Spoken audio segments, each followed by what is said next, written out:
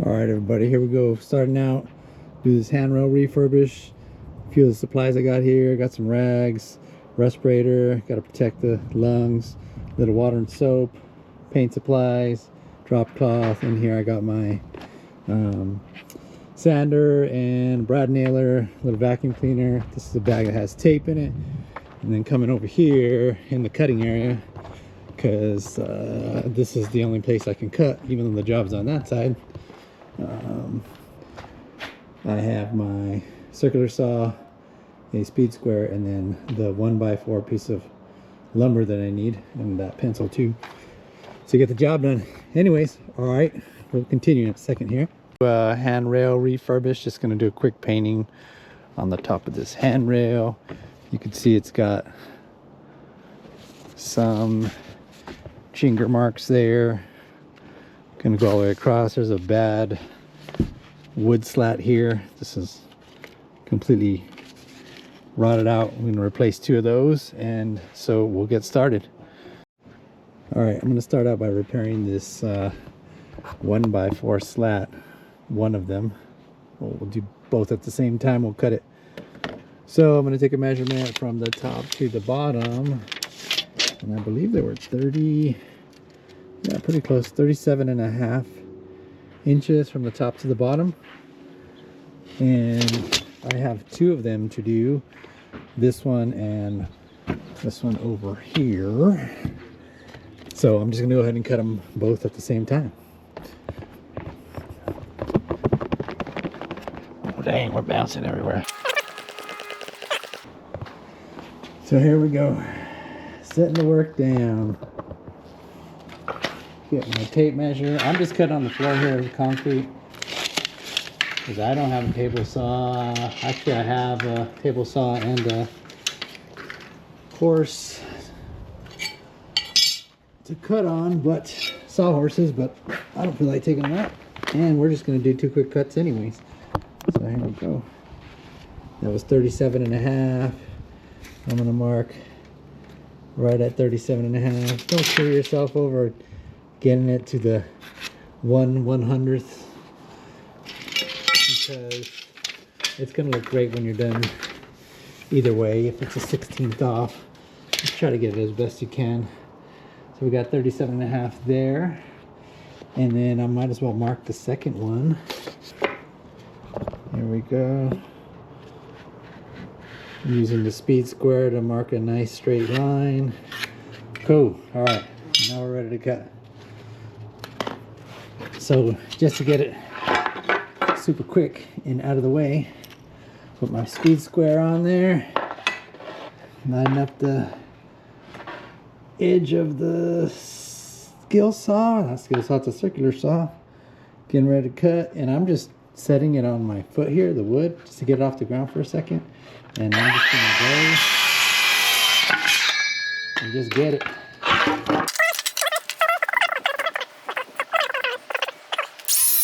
There we go.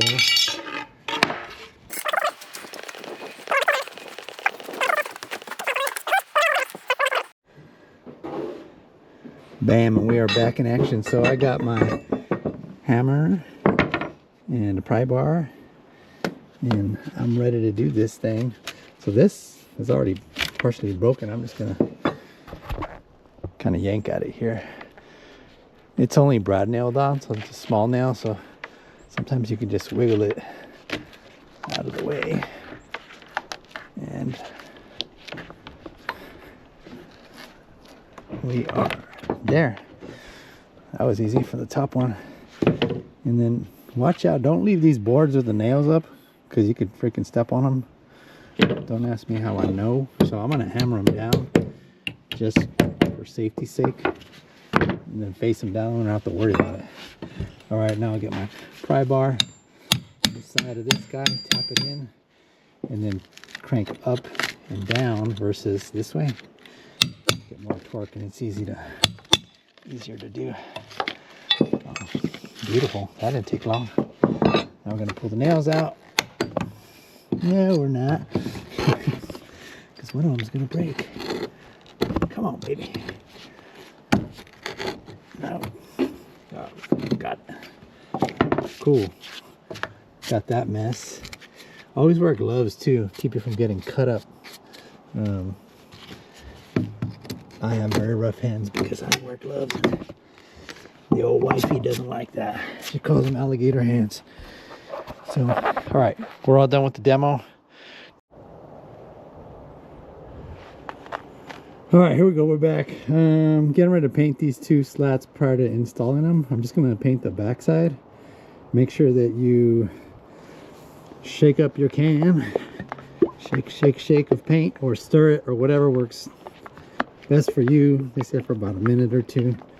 I don't prefer to stir because it's just one more thing I'll make a mess out of for sure. So I've been pre-shaking this before we were on the video, so don't worry about, well, you didn't do it for a minute, Rich, or you didn't do it long enough. So now we're gonna go and get started with the painting. And I'm doing this ahead of time because I still have to sand the rail. And so while I'm sanding, this could be drying, and then when I'm ready to install it, I can do that. So I'm trying to work efficiently. Not very efficient with this old ass kind of paint either. Right. And make sure you put a drop cloth down unless you want paint everywhere. I tried doing it without it and it gets everywhere. I'm not using a paint tray either. Uh-oh. I'm a bad dude. Don't tell my cousin he's a painter. He'll be mad at me. Alright. So I'm just going to get off the excess dust. Quick wipe. Get that line. Very light. Okay, cool. So you guys can see that. Got whatever excess I can. And now it's just time to roll it on. So I just dipped the edge of it inside the can. Like I said, I don't have a paint tray. I don't want to buy one, and for what I'm doing today, this will work just fine. I get a little paint on the drop cloth. Probably don't care. It's not that big a deal. Alright. I'm using a 3/8 inch thick nap. That's what they recommended at the Home Depot. Home Desperate. Remember, guys, if you don't know stuff, it doesn't hurt to ask. Just, there's a lot of other people out there that know more than we do.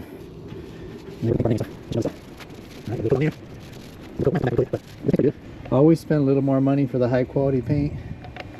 How do you know which paint is high quality paint? The one that costs the most, pretty much. But it's definitely thicker in my experience and covers way better. It's not worth the time to buy the cheap crap. So, all right then, that's good enough for now. Ooh, look at the sides of that, all drippy. You don't want that. Just roll that out. No big deal. Don't freak out. Okay, cool. I'm gonna do the rest while it's in place because it's way easier. So after it dries, I install it and then I can finish painting it in place. All right, we're moving on to the sanding of the rail. I'm gonna start way over here because I got my drying boards back there. Don't want to get dust all over them. Here's my little Ryobi orbital sander. It's a cheapy tool. It's probably the cheapest one at Home Desperate, but I rarely sand, and so I don't need to have something expensive. Make sure you put this dust catch or dust boot on. That'll catch a lot of the excess dust coming out of the thing. So I'm gonna shut up and we're just gonna get to sanding. All right.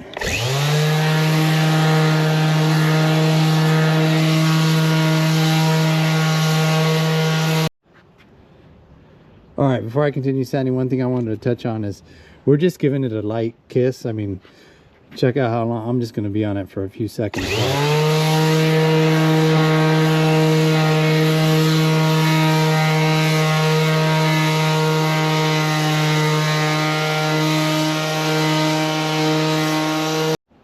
All right, so essentially I'm just trying to get a little bit of bite for the paint, so I'm scuffing it down with this is 80 grit real quickly. That'll be plenty for the paint to bite to, especially if we get a good quality paint.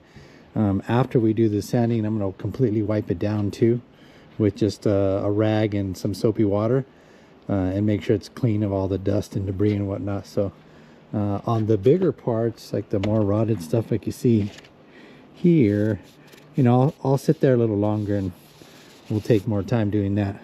But that's it for now. So I'm just using a paint respirator / dust mask. These are found at Home Depot, paint stores, whatever. But I highly recommend using one. Save your lungs. Put on the new sanding disc. I got these Diablo ones that have the peeling stick. They're easy to put on. They're not the cheapest, but just try to get it nice and center. Press it on there. That's good.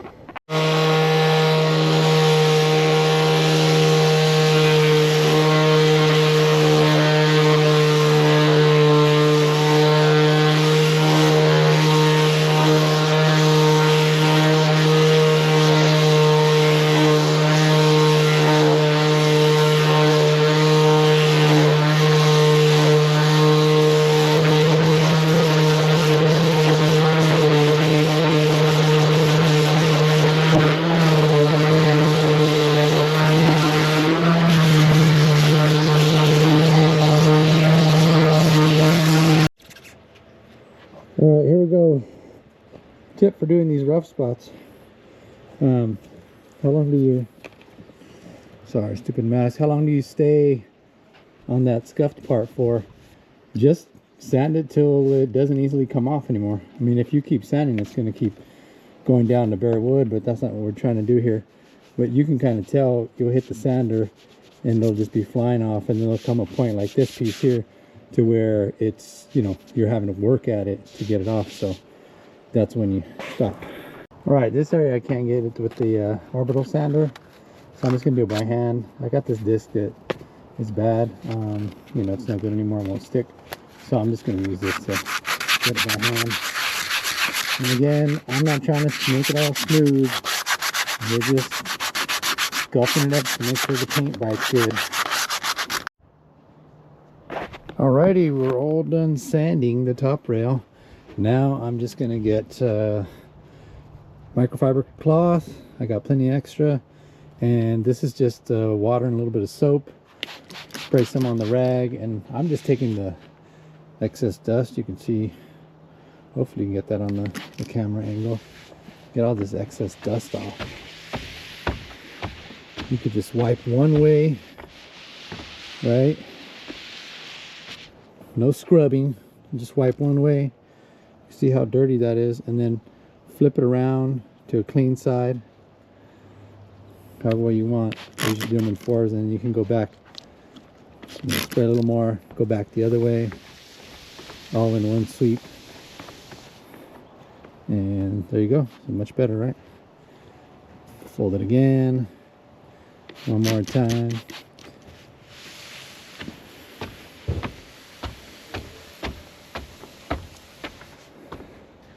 And that pretty much took all of it off. There's a little bit there. You know, we'll dial it in and polish it up. So we'll go one more time. This is already wet, so. And there. So you could just wipe till basically the cloth doesn't look any different than it did when it was new. And that'll be your indication that you got pretty much everything off. Alright, earlier when I painted these, I didn't talk about painting the ends where you cut them at. You should just put a little paint on there too. That'll help it make the wood last longer. Alright, here we go. Got our piece of wood slat repaired. New piece painted. Sexy enough for now. And we got our 18 gauge nailer, also called the brad nailer.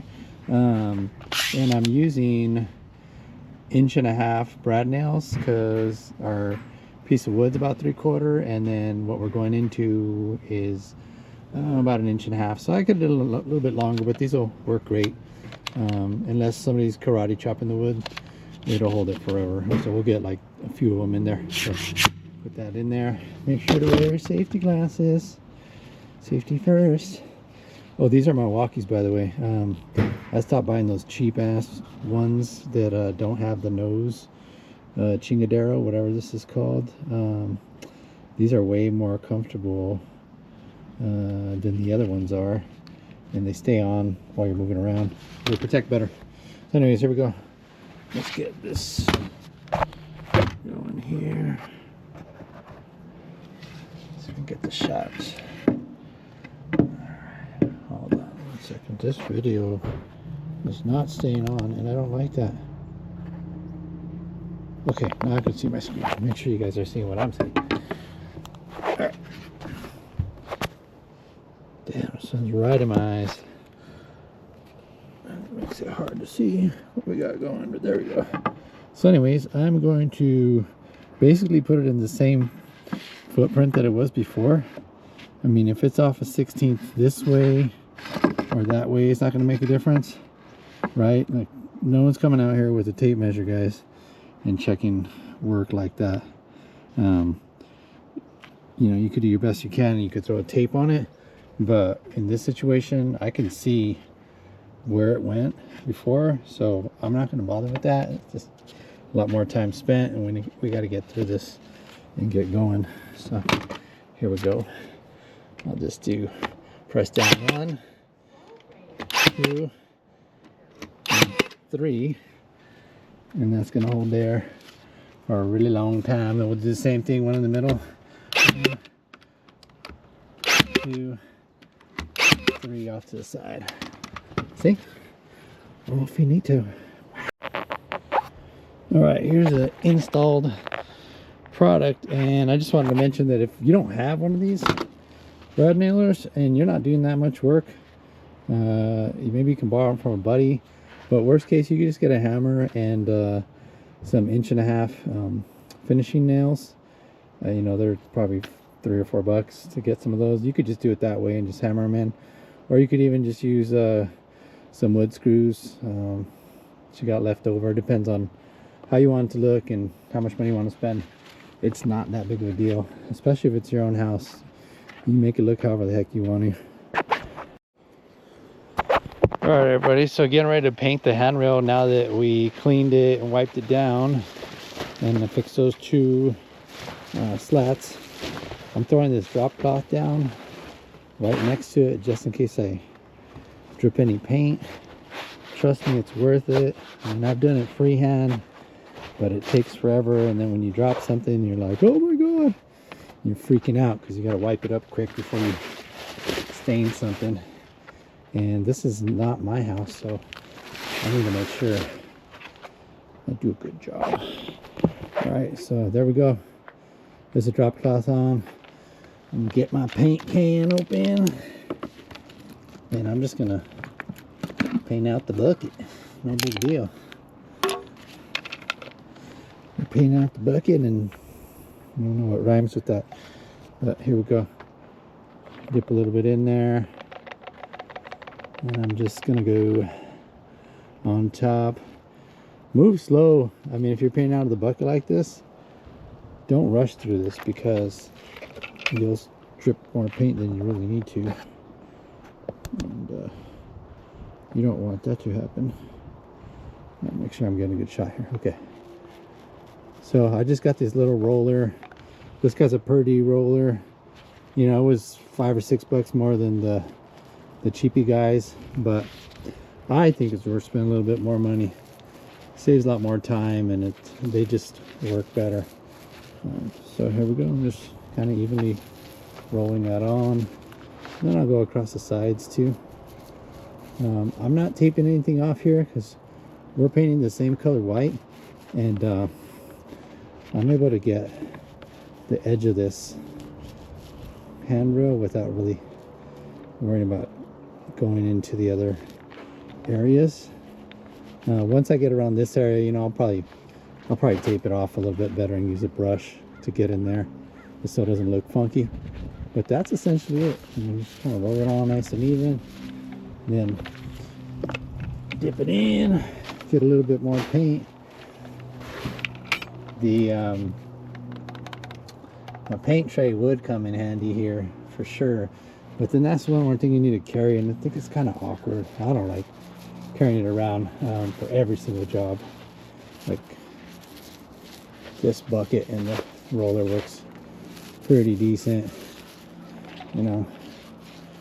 Again, use a high quality paint so it covers really well. There is a difference for sure. Get a little bit more in that crack. Some of these crack areas, you could fill it in with like a caulk or something. Definitely caulk, and don't use silicone because silicone won't paint. I would definitely do that. I have some, so I'll fill in as needed. If I come up with any other ones that I see that really need it. But that's it, guys. Boom. Looking sexier already. I like it. So I'm recording this again, I think. I don't know. Anyways, I had to tape around this edge because I'm right here close to the house. When you do your tape, take a piece. I like to use the orange stuff on the outside because it's more aggressive and doesn't come off. The blue stuff sucks on the outside. Comes off too easily with the wind or whatever. Great for the inside. Don't use orange on the outside or on the inside because it's probably a little too strong. And it can peel off paint or whatever. And other tip is to remove it as quickly as possible or as soon as you can. Don't leave it on for days at a time at a sharp angle. So once I paint and I think I got it all covered all good, then I can just remove the tape after that or shortly after, definitely before I leave. All right, everybody, I just want to mention something. If you're going to be rolling paint on, either doing what I'm doing, dipping a little bit in the bucket, scraping the excess off, or using a paint tray, you don't want to roll the roller too fast. Nice and steady, deliberate. Don't go too fast because what it does is it just flings paint everywhere and it makes a freaking mess.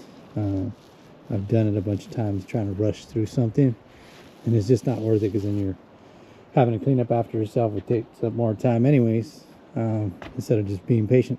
All right. All right, there it is, everybody. 2 coats of paint on this handrail. It looks fantastical. Bam, all the way down. Cool. Looks great. Just doing a little tool cleanup now. It's always good to clean your tools afterwards. Nobody wants a dirty tool. Or do they? I don't know. But anyways, so that's it. I'm wrapping it up. Later.